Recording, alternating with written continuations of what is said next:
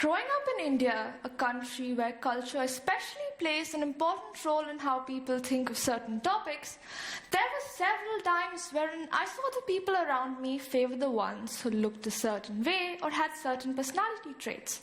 For example, a couple of months ago, my hair was just above my shoulders, and one fine day, I decided to cut it all off.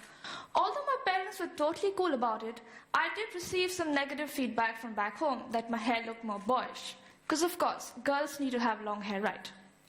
Anyways, what I want to focus on today is the favoring of these personality traits. These traits that people thought perhaps made them look more superior when compared to others.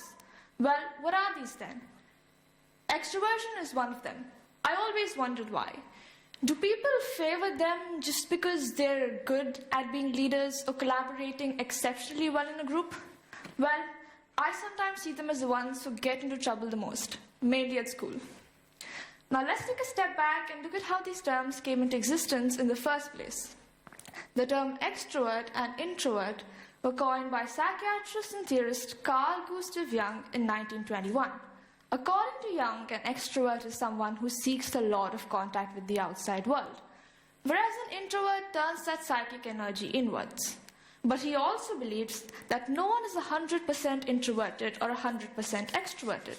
Instead, we carry both traits, but mostly lean towards one.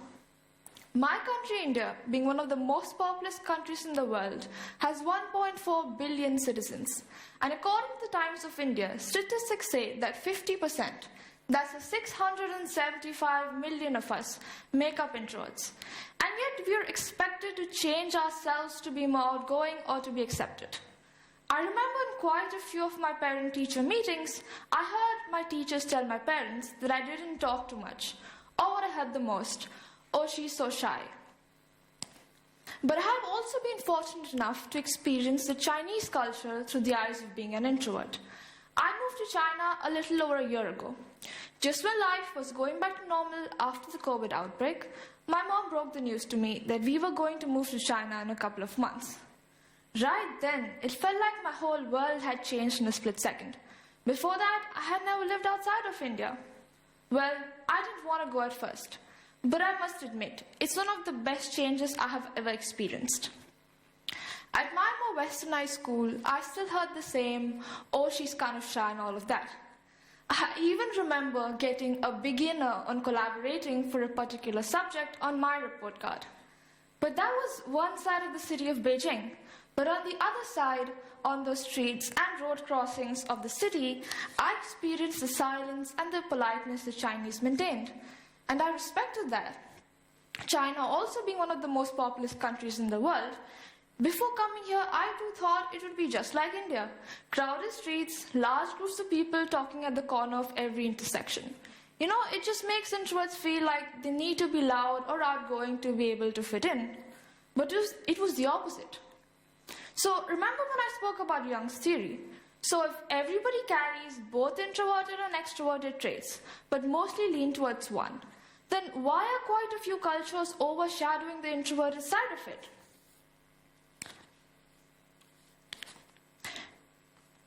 An article from LinkedIn said that most Nordic countries and countries such as China and Japan value introversion as the leadership quality. Interesting, isn't it? So on one hand, there's countries such as China, Japan, and Russia that have the most introverts or value them for who they are. And on the other side, there's countries such as India and some other South Asian countries where introversion is sort of overshadowed. Around 75% of the Indian population aren't even aware of what introvert or extrovert exactly means. And this is just one of the many other South Asian countries in the world, where media and television, a lot of relatives play a big role in labeling introversion as a disease or a curse. Television and media, especially Bollywood, play a big role in the Indian culture, wherein most of the protagonists in movies are played as extroverts, or someone who's always ready to fight. Well, this is a still from a famous South Indian film industry, and this song recently just won the Oscars. And I'm not saying it's bad. Honestly, it's a really cool song with some really interesting dance steps. And although I'm not the most introverted person you find, when I look at that, I'm like, no, I would never do that. especially not dance in front of a really large crowd and then challenge a white man to my dance moves. Remember when I showed you this seesaw, right? So whatever goes down does come up. And introverts don't always deserve to be at the bottom of the seesaw. And there are some attributes that introverts naturally have. We're good listeners. Introverts are known to adapt to active listening. This helps one to process and understand the information better before we can speak about it.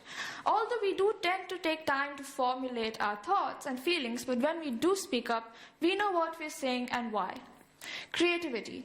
Stephen Hawking once said, "Quiet people have the loudest minds." Since introverts mostly spend time on their own and are comfortable doing so, this fosters creativity. We're observant. We notice things and its details more. If I am to sit in a quiet room filled with strangers, I'm most likely to look around and notice other people's body language. And lastly, leadership skills. Susan Cain, the author of the book Quiet, once said, "There's zero correlation between being the best talker and having the best ideas. Introverts are most likely to be better leaders, but quiet ones, of course, and show effective leadership skills. And our observing and listening skills do help with that." And amidst all of this chaos lies social media.